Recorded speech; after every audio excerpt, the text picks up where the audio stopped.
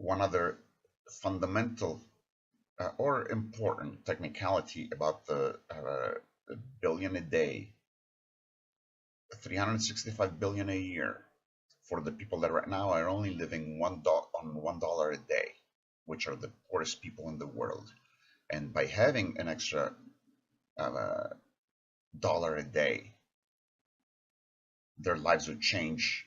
It it really helps to watch the video by Hans Rosling about population and maybe the other one about the UN. I mean about the poverty specifically. But the point that I want to make, that I've made in other audio recordings from previous versions of Everyone Can Have Enough to Eat.com, but these people, if I think the projection is going to be that probably within 2 or 3 years, if that, after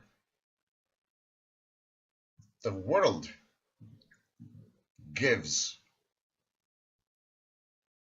365 billion a year, which is about half of 1% of the world's GDP, after about 2 or 3 years, if not immediately, if you understand it from the videos that Hans Rosling and the Gap Finder Foundation explain in a way, or indicate or imply, these people would be self-sufficient. The network that we have in place would be fantastic for everybody involved, and I think it would generate a better economy.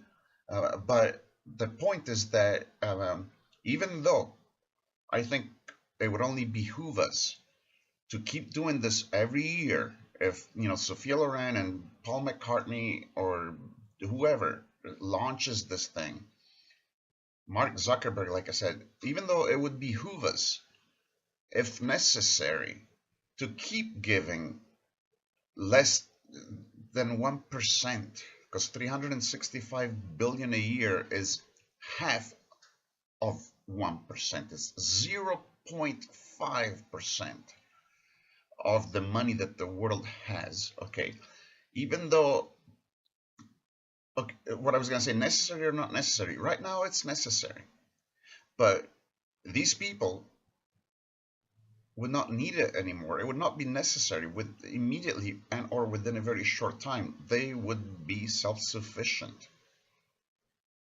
so we would not even have to. I think it would behoove us to do if it's necessary, but I think it will not be necessary. We will not have to continue to do this. And we'd be living in a world where everybody can take care of themselves. And then if they want to buy the shoes by Michael Jordan, they'll have a way connected to the internet with food in their belly, even on $2 a day, eating rice or corn. But if they want to buy something, they'll be able to work for it. They'll be self-sufficient. That's a fundamental point, self-sufficiency. But yeah, I think it's quite reasonable to think, once you understand the numbers, once you understand the stuff that Hans Rosling is talking about at the Gapminder Foundation, I think it's